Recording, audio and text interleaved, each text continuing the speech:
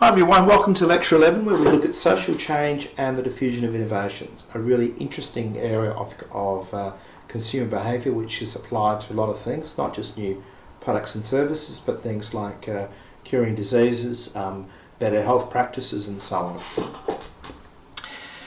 So some of our objectives today, what is this thing called a diffusion process? So it's called a diffusion because it's very much a social process. So we'll look at some of the social and behavioural influences on this process, how the network affects, so this is the structure of networks and their interactions, and Hume's done some interesting, provided some interesting insights here in this chapter, and compare different approaches to modelling the diffusion process. Okay, so just to give you some terminology here, so you'll hear these two terms talked in the lecture, and you might hear it at your workplace, or perhaps you've read about this in the newspapers or seen it on television. Diffusion at the top here is what we call the macro process about the spread of a new product or innovation from its source to the consuming public. Okay? Now, adoption is what we do at the individual process, the micro process through which the individual passes from whether deciding to accept or reject a new product. Now, merely trialling a new product does not necessarily mean we've accepted that product. Often we call this legitimisation, that we use the product repeatedly. Now, one of the founders of diffusion theory was a sociologist called Everett Rogers, who was actually also a salesperson for various types of crops in the Midwest in the United States. Here's an interesting lecture which looks at how his ideas can be applied to improving practices in the developing world. And eventually aid organizations started to come to him from CARE and Oxfam and the United Nations, and they said to him, "Professor Rogers, we've got a problem.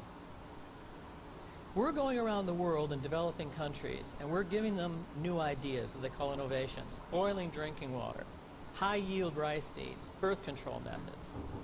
And our adoption rates are around 4%. Only 4% of the villages that we go to adopt any of these things.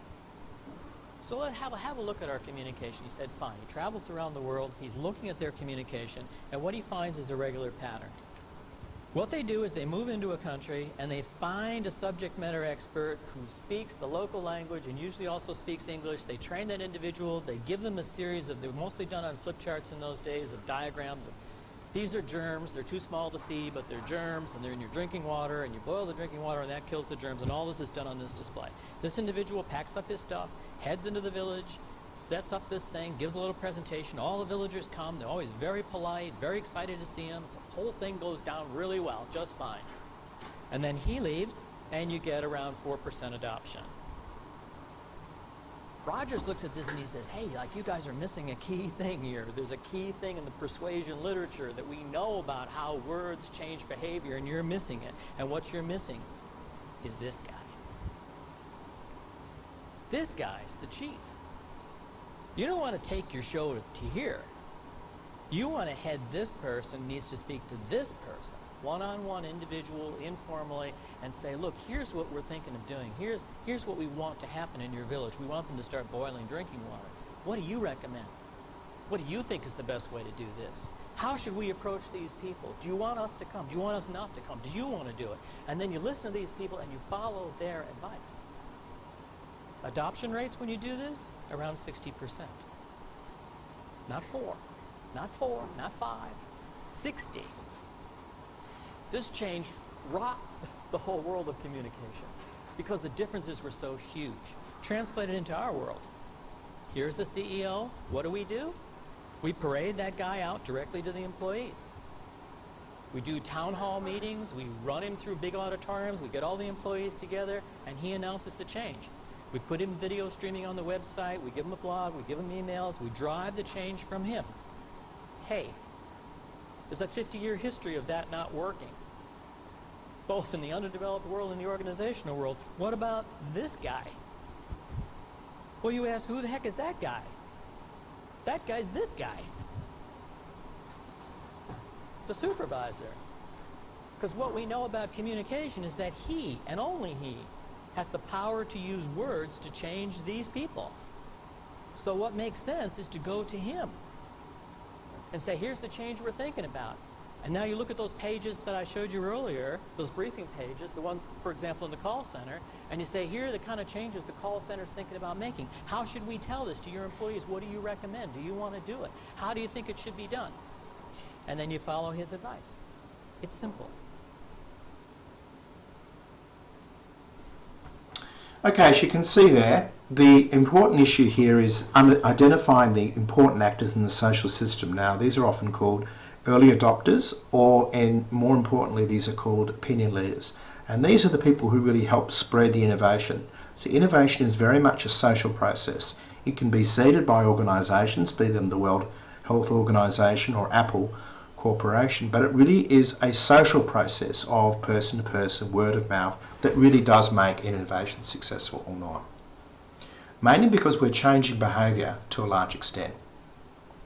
Now, just for us in marketing, there are basically three types of innovations that we should be aware of.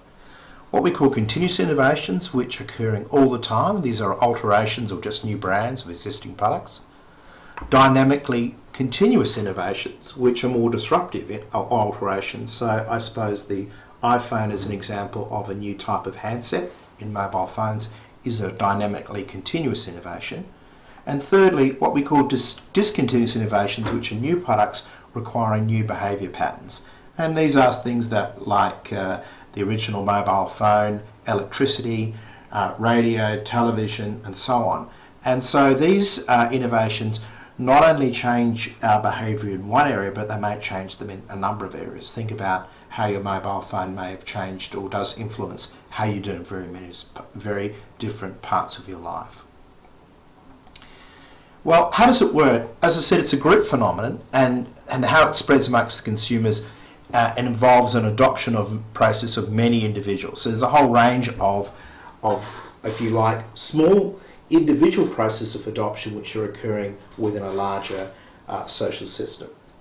How does it occur? Well, it's based on the spread of disease. And as a matter of fact, models of the spread of disease are also used, innovations and innovation models are used to look at spread of diseases. So basically, innovators' adoption of a product influences the rate. So the more early innovators you have, the higher the rate of innovation, which is later determined by the number of new users in the following period. And so if you like, the innovators and infect or influence other people, and it doesn't have to be by them telling it could be just by observation, and also opinion leaders who then help spread the innovation through a social system.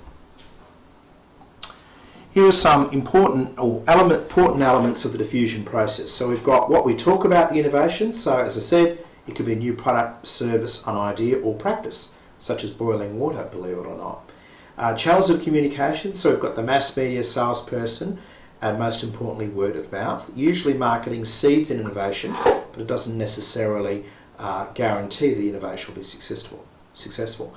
The particular social system, which can be the target market or could be broader, and generally when we study an innovation or examine it, we look at it over a period of time. There's a very nice example here on this YouTube clip of how you might use Second Life, which is a virtual reality simulation, to study the diffusion process. What are some of the characteristics then that help influence the rate of diffusion? And this really comes from case study consultancy research that Everett and Rogers did. If the innovation provides a relative advantage, so for example, electricity provides a relative advantage to gas in that it's not flammable, then the innovation will spread.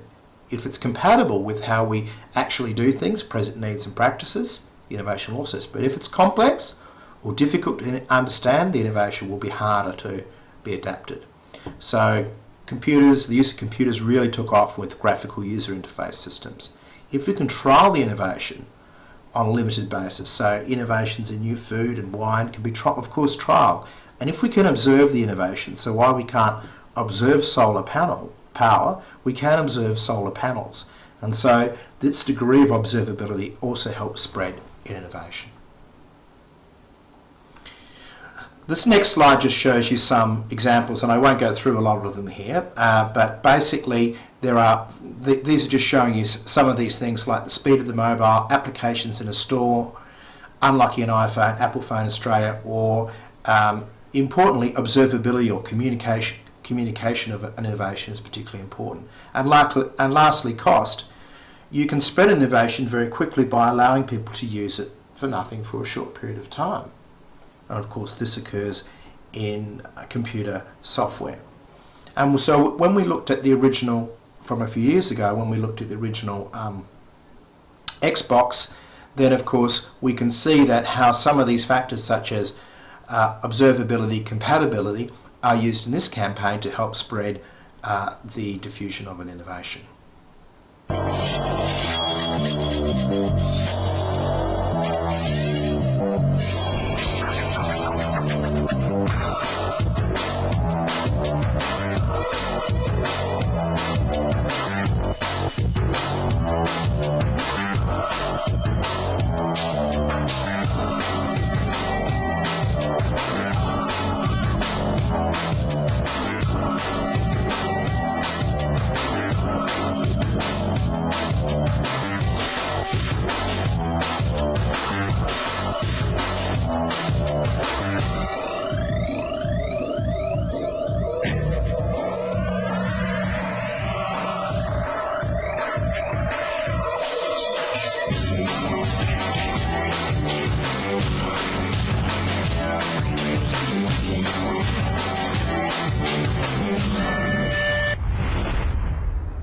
Okay, so in this advertisement, the new innovation or new gaming platform, it's trying to create observability, it's trying to reduce complexity, and it's encouraging trialability by putting the user or into a sort of a rehearsal strategy of learning. And of course, trialability can be encouraged by demonstrations in stores.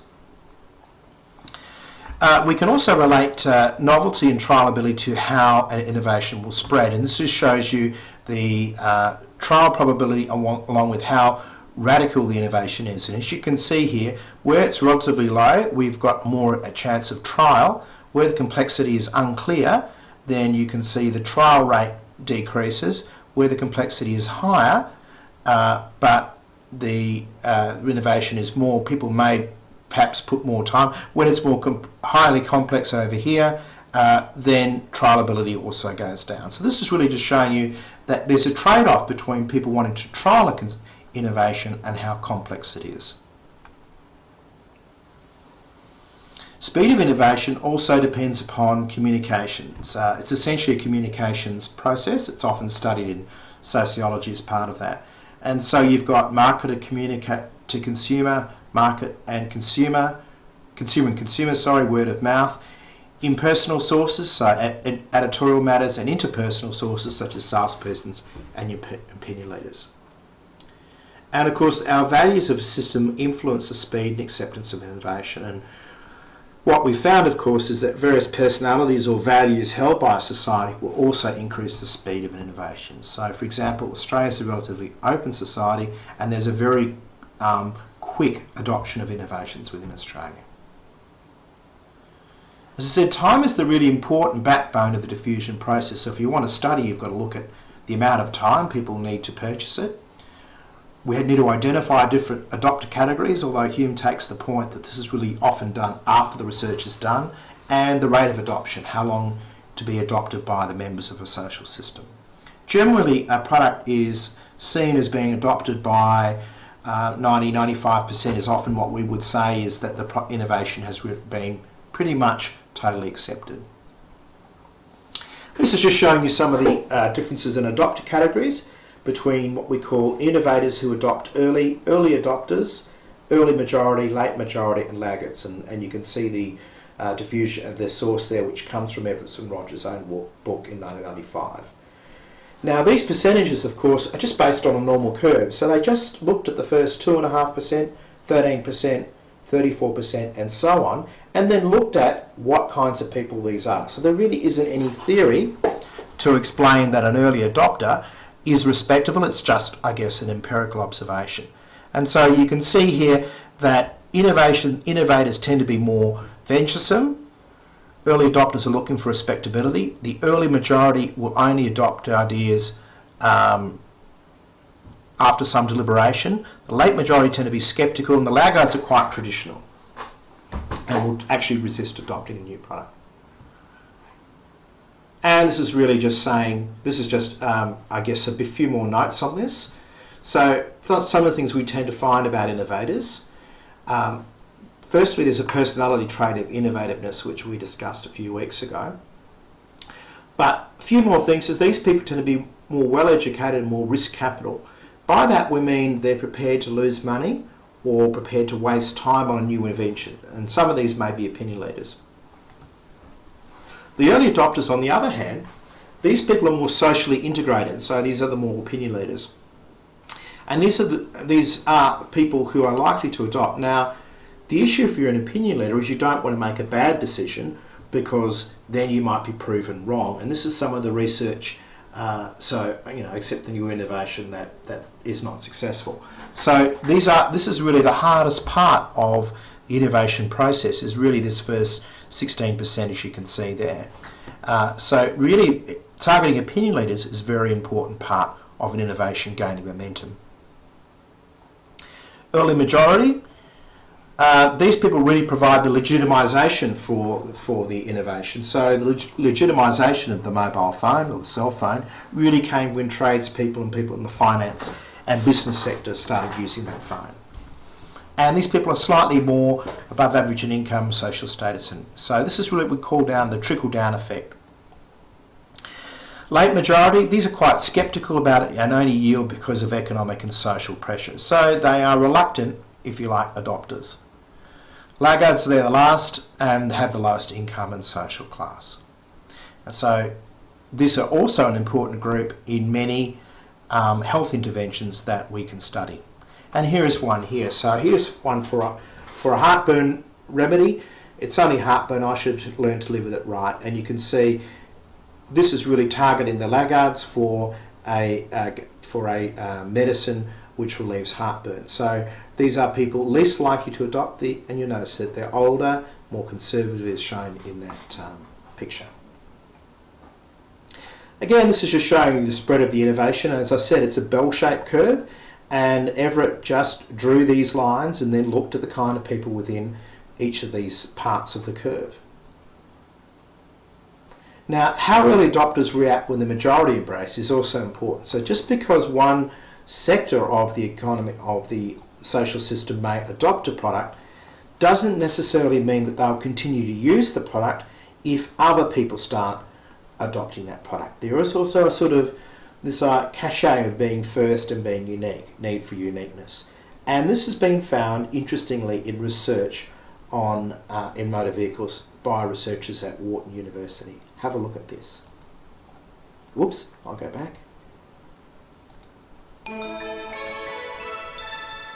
This podcast is brought to you by Knowledge at Wharton. Please visit knowledge.wharton.upenn.edu for more information.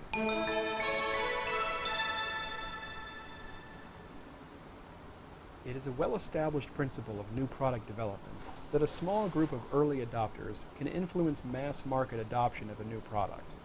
There's lots of cases where, I buy, they buy. The more they buy, the more excited I am about buying as well. What is less well understood is the effect the mass market has on the early adopters. The question is, when they start selling to those other individuals, what is the feedback, or what's the impact on the original group? Wharton marketing professors John Jang and David Reebstein are shining a light on the topic by quantifying the degree of negative influence the mass market has on early adopters. It's not surprising in a lot of image-oriented products. I buy, they buy, I'm less inclined to buy, and I'm ready to move on to something different. For example, I was getting ready to teach a case on diesel to my second-year marketing strategy class, and I thought, well, I ought to go to the diesel retail outlet and maybe buy a pair of jeans. I go into the store, and they quickly want to usher me out. And they say to me, excuse me, sir, were you looking for another store? And actually tried to get me out of the store before I had much of a negative influence on other customers. And I think their belief was that if I bought the product, this would not be good advertising for them.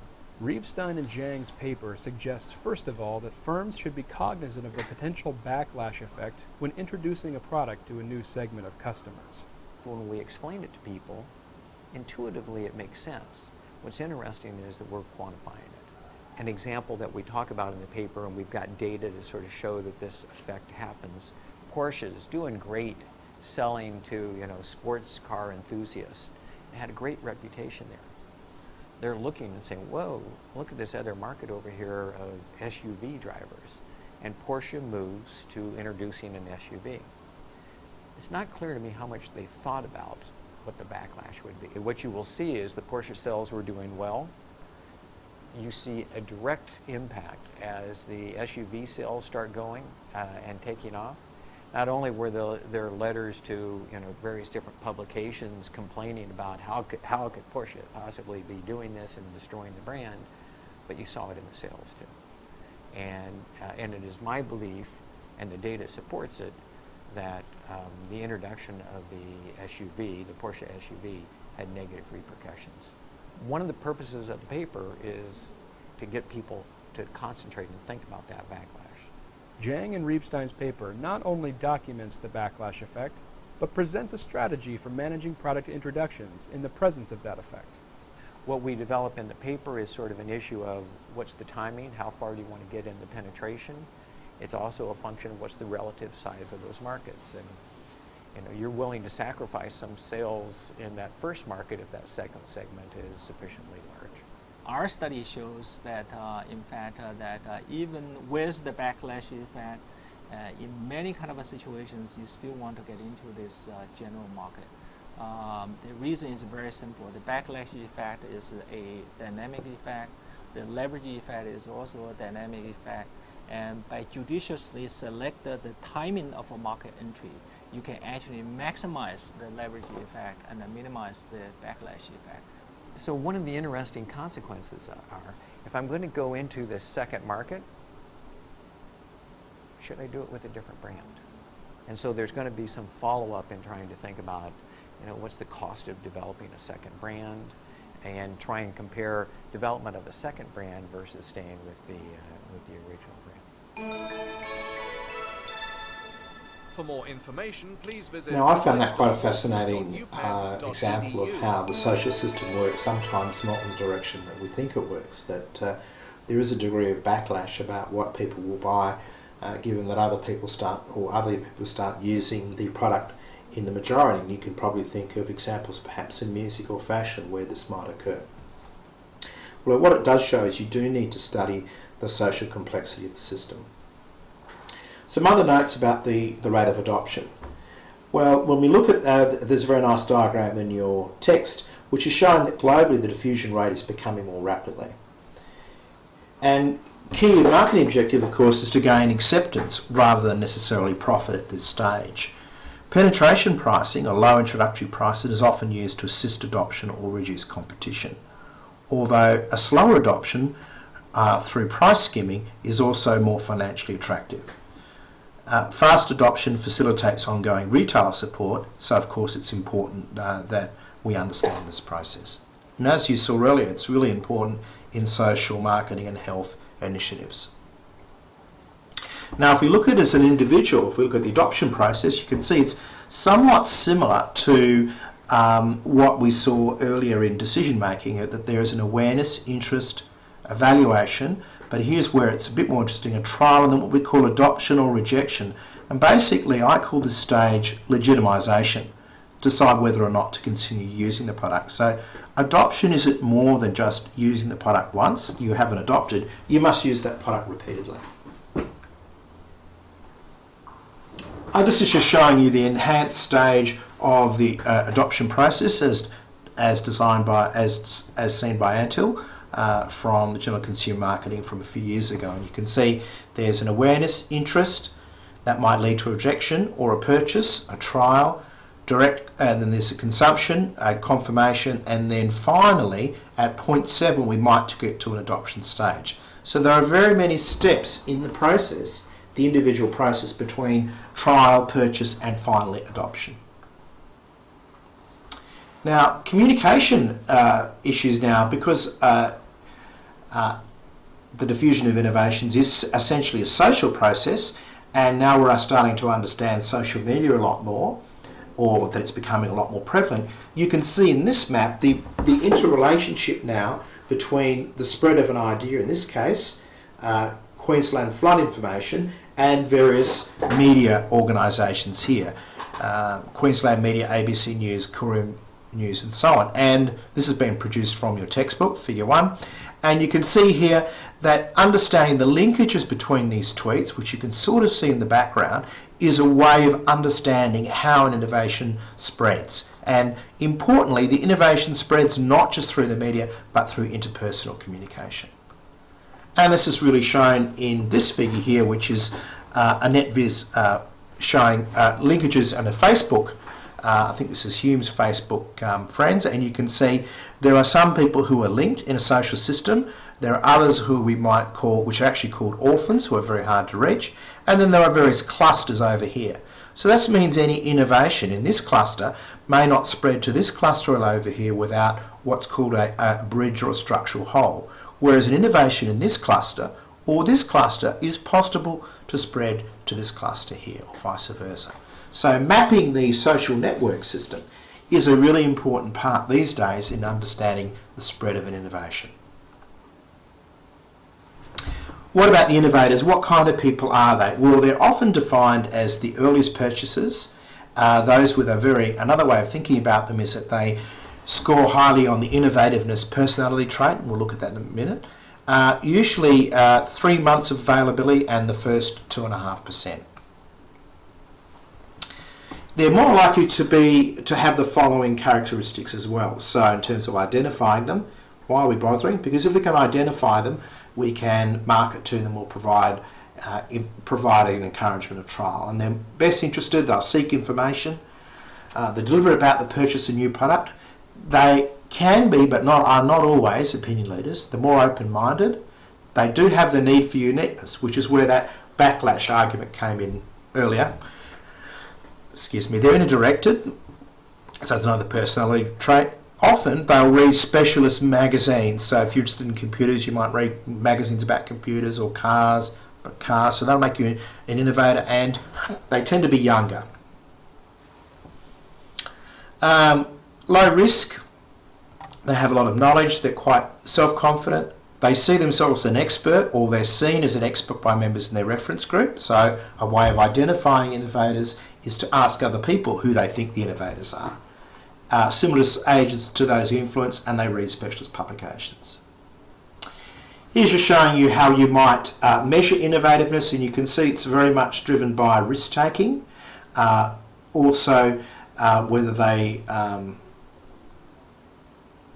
want to trial a new product, and whether they like to buy new products before others do. Now, the problem with measuring innovativeness is that it overlaps somewhat with opinion leadership, where people are often seen as experts and asked for advice by other people. This just shows you some of the comparative profiles if we look at an innovator versus a non-innovator, and you can see some of the things we've talked about. Dogmatism, more open-minded. Risk, they see less risk. They're less brand loyal. They read more specialist magazines and so on. And they're younger, more educated, and their occupational status is usually higher. Related to this process of innovativeness is what we might call use innovativeness. And this is not covered in your text, but I thought I'd just include this as well. And these are people who use products in a novel or creative ways, and it's measured according to 5 aspects along here. And this can apply to old new products or extending the product life cycle. And this is another sort of innovative behaviour. Here we're looking at how they use products or services in innovative ways. And these have also been shown to influence early adoption of new services or products. Often what's called leading edge users. So to conclude, we've looked very briefly at the diffusion process. It's really beautifully written by Everett and Rogers in a series of their books. We looked at the range of innovations, the adoption process in detail, and essentially it's a micro process, whereas the diffusion process is a social process, and we looked at the profile of the consumer innovators, so we have some idea who we can target. if we're trying to introduce a major change to a social system. I hope you've enjoyed this lecture. See you next week.